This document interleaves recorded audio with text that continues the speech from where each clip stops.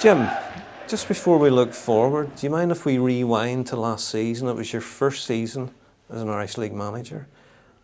There were ups, there were downs, there were challenging moments, nervy moments. How did you find that whole experience, and do you feel it made you maybe a stronger manager or even a stronger person because of those experiences?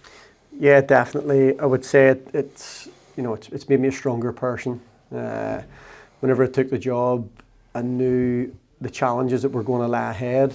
I knew how difficult the job it was going to be, and it was everything and more than what I was expecting. There was probably more downs than what there was highs, but in saying that, in football, you can never be expected to be given anything to be given to you. You're always going to have to work hard for it. You're always going to, and I know as a player, I always had to work for what I achieved, and I knew it was going to be no difference as a manager. But with last season, there was probably every emotion going. That we had a couple of decent games, a couple of decent results, particularly performances. The first 5-6 games, considering what our fixtures were given, but then there was some very dark moments with results being poor, and I think it was 9 or 10 games without a win. And I would be telling you lies if I didn't say you sort of start questioning yourself inside. I did believe that I was the right man for the job. I always backed myself, but like I say, I would be telling lies if you sort of didn't question a couple of things, in those moments in time. But when you reflect on it, we always tried to take the positives out of last year. And although people would probably say there was very few positives, for me there was a lot of positives. And I hope that experience that I had last year will stand me in good stead for my future in management, and in particular this coming season. Can I ask you, how do you process those dark moments, as you say there, those defeats, the setbacks? Because as fans, maybe we go home disappointed, but we go out or we order Chinese and we get on with our weekend. You take it home with you, I imagine. Yeah, definitely. You get better at dealing with that? No, I don't, because I always remember as a player of how I dealt with things, and I always let it affect me away from the place. And probably as a manager, it's even more. You do take it home more. And it's not just one evening, it's maybe 2-3 days. Maybe it's not until you come back in again on the Tuesday evening after a Saturday game. I can remember when we survived and stayed up, I made reference to, my fiancée and the tantrums that she probably had to take because of, the form that I come in. And it wasn't particularly fair on her or the kids, because you do go home on a Saturday evening and you maybe have something planned, or you want to have a meal, or you want to sit down and relax with the family, and you can't do it. You spend your night reflecting on the performance, reflecting on the result. What could you do better? What could we do next? And then you're into Sunday morning, you're getting up early Sunday morning, maybe with a lack of sleep, and you're doing exactly the same thing. And the Tuesday night probably can't come quick enough till you get back on the training pitch in the hope to try and rectify things. So I would say last year probably didn't deal with things too well. Certainly if you ask Leanne, she would vouch for me for there. But she was very supportive of me. My kids have been very supportive of me. And like I say, I've got good people around me, and they were always there for help, guidance, and they always managed to make me snap out of it. I can remember one particular evening, things must have been going right. I actually think it was after the Glentoran game. We lost 5-0 at the Oval, and I was late home just because we had a bit of a discussion with the staff, and went in and must have sat in the house for about an hour and didn't speak. And she got up and went out, and she just says, listen, it wasn't me, it wasn't the kids, we didn't lose the game, we didn't do anything wrong when you said, don't bring it home to us. And after about 10 minutes, it just hit home, and you went, do you know what, there is more than that result whenever you do get home. Because you do have to understand, I've got a family of my own, I've got young kids, and they don't deserve me coming home in stinking form and taking out the result on them. So, yes, it was brought back to earth with a bang. Whenever sort of, and that was late on, and it wasn't early doors. But no, it was good, because then it made me catch on. Then hold on, there's nothing I can do after the game. I can't affect anything. all you have to do is prepare for the Tuesday evening and get the guys prepared for the following game. The season did end on a high, but it took a playoff to stay in the Premiership. How soon after that win over Institute did you and your staff sit down and say, we can't really be in this position again? The very next day, and that's no word of a lie. I'm very self-critical. I self-analyse everything that I do, and I don't mean this disrespectfully, but with how we survived and stayed up, and the amount of joy that it brought to the football club, and the achievement in itself to a degree. But me personally, I didn't see that as an achievement, because I don't think we should, as a football club, we should never be in that position. I think Ballymena is a huge club with loads of potential, which hopefully boys have seen with the signings we've brought in. So I never really seen that as an achievement. In my own standards, I didn't see it as an achievement. So I didn't really want to celebrate, because I felt that there was nothing to celebrate. If that makes sense, and I don't mean that in a disrespectful way. It's just the standards I've set myself, the standards that I want to set for this football club is, that we can't accept that, and we can't sort of celebrate that as an achievement. In my eyes, an achievement for this football club is winning something, getting into Europe. That is my own demands and my own drive.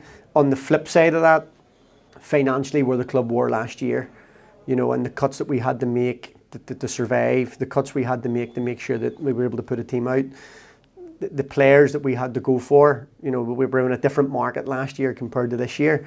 So when you look at it that side, I can understand where the achievement side of it, the people would say, has come from, because we probably had the lowest budget in the league last year. There was teams in the Championship, 3 or 4 clubs had a bigger budget, and when you stay in the league with the skin of your teeth, it showed. Ultimately the league table doesn't lie, and we didn't finish where we wanted to, although when I got the job it was make sure we remain in the league.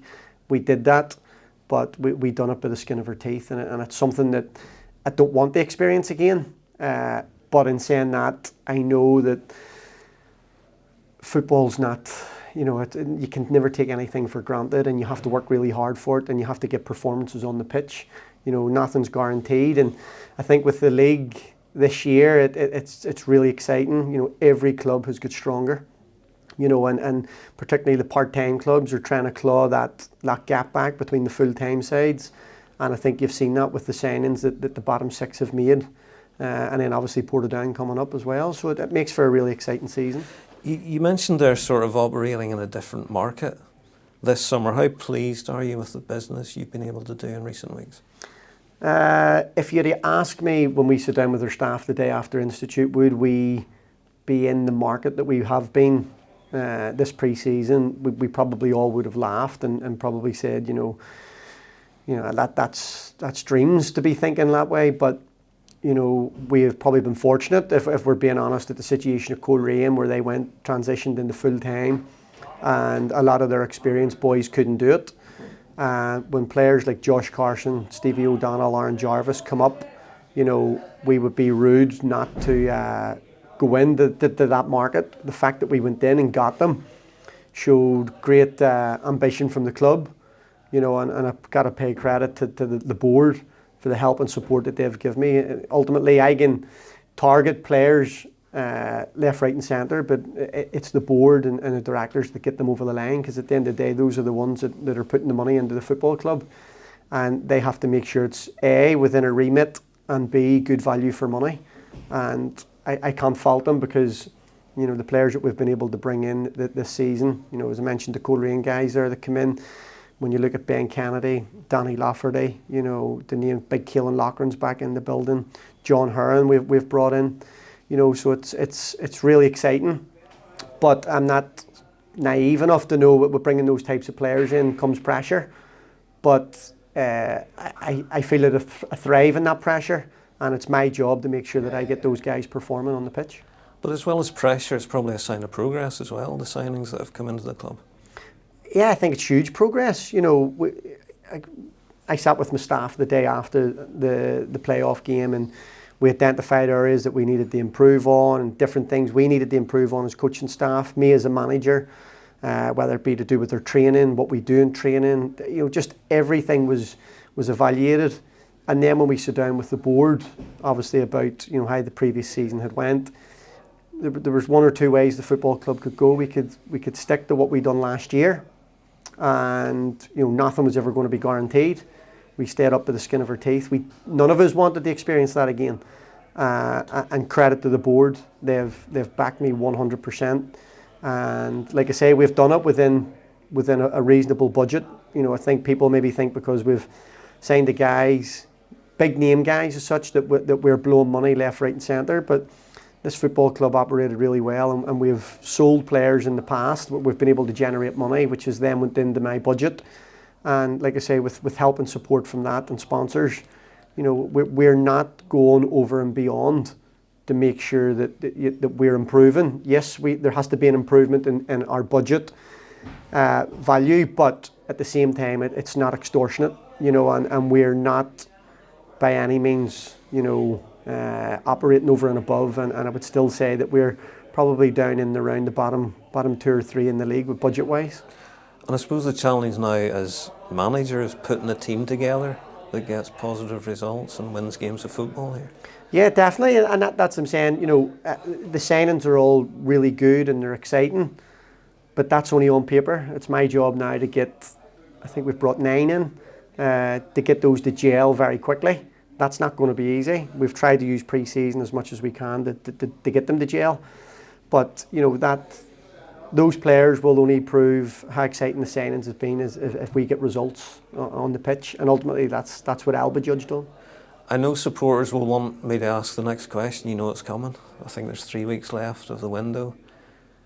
Is your business done for this window? Are you still looking to strengthen certain areas of the team?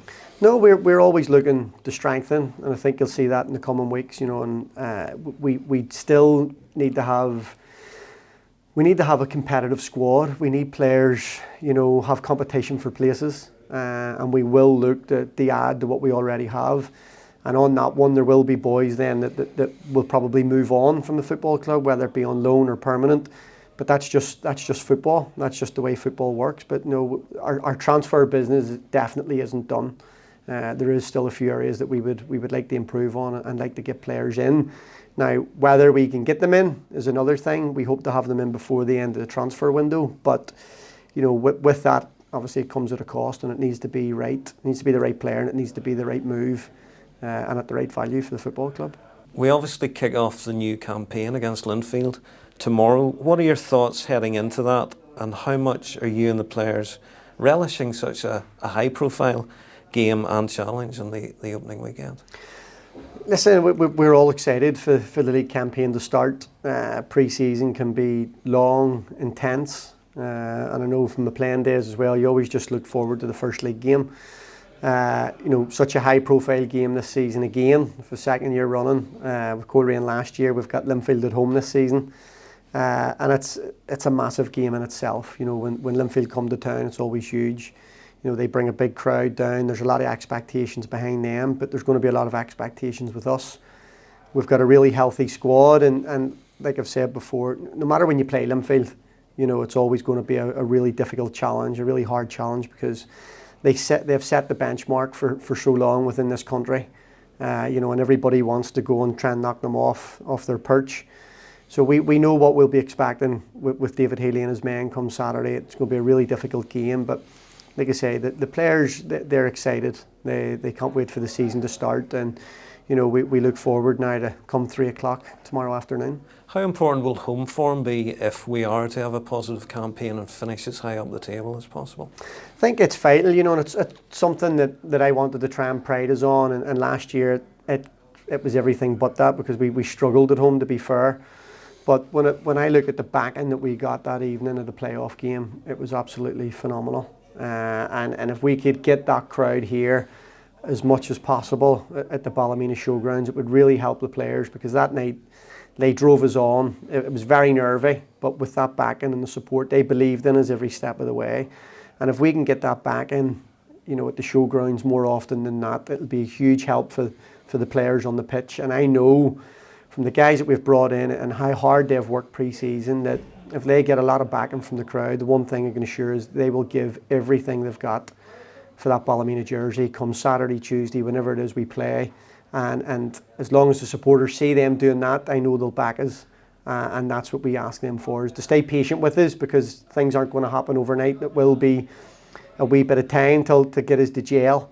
But, you know, like I say, if we can get that support, it would be absolutely incredible for us. Do you still look forward to a new season as much as you did as a player, or are the emotions different as a manager? No, to be honest, that my emotions have stayed. They're probably actually more through the roof as a manager than what they were as a player, and that's probably because once they cross the white line, there's actually nothing you can physically do. Where as a player, you maybe be able to affect the game somehow in something that you would do, but when you're in this side of the white line, all your preparation's done during the week, and your talk obviously on a Saturday before the game kicks off. And once it kicks off, it's really over to the 11 players on the pitch to sort of take control and do what they need to do. And obviously we can try and guide them as much as we possibly can. But no, emotions will be very high come Saturday afternoon. And like I say, it's one that I'm really looking forward to. I'm looking forward to meeting up with David before the game and obviously sharing a chat with him before and after. But you know, come 90 minutes, we'll be enemies. And it's always brilliant. He's been very good to me, David, from I've got the job here at Ballymena with guidance and advice, and he's someone that I respect a hell of a lot and have a lot of time for him. And like I say, I look forward to welcoming him into Showgrounds come Saturday.